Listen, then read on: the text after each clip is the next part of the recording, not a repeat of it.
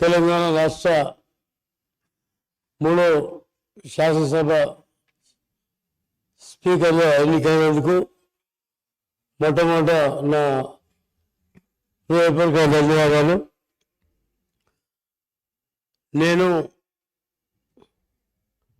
మీరు పవిత్ర స్నేహితులం.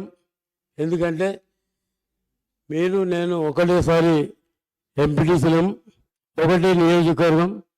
మరి ఆ రోజు ఇద్దరం కలిసి వికారాబాద్ సీటుకు 4 సార్లు కొట్లాడినాం.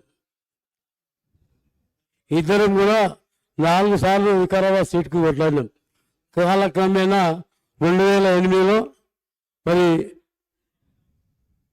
రాజశేఖర రెడ్డి సాబ్ మరి నీకు నాకు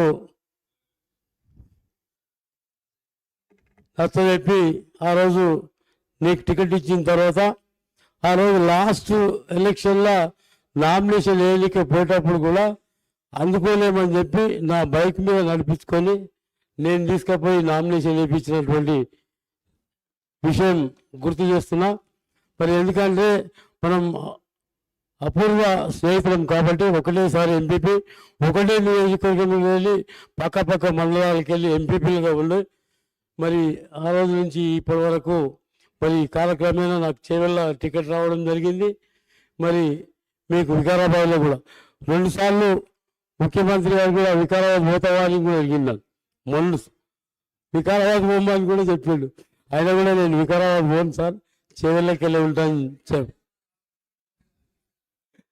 కాబట్టి ఏది ఏమైనా అందరికంటే ఎక్కువ సంతోషం నాకుంటుంది.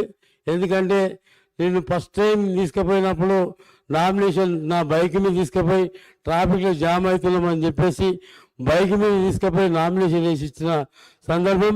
అదేవిధంగా మేడం ప్రచారంలో భాగంగా 2008లో ఒక ఊళ్ళో ఎమ్మెల్యే క్యాండిడేట్ ఏంటంటే మేడం నన్ను చూపించింది, ఆయన ఎమ్మెల్యే క్యాండిడేట్.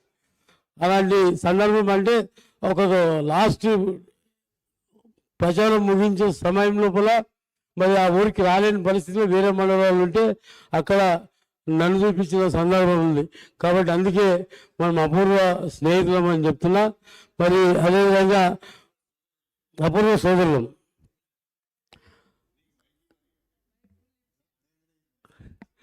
మీరు సభ్యులందరినీ కూడా గౌరవ మర్యాదలు మరి వాళ్ళ హక్కులకు ఎలాంటి భంగం కలగకుండా మరి ఒక దిగువ స్థాయి నుంచి ఉన్నత స్థాయికి ఇలా తెలంగాణ రాష్ట్రం స్పీకర్ స్థానం పవిత్రమైంది, అసెంబ్లీ పవిత్రమైంది. కాబట్టి అత్యున్నత స్థానంలో మీరు ఉన్నందుకు, మిమ్మల్ని ఎంపిక చేసినందుకు, మరి భగవంతుని కృప వల్ల మీరు ఎంపిక అయినందుకు మాకందరికీ కూడా హృదయపూర్వక ధన్యవాదాలు.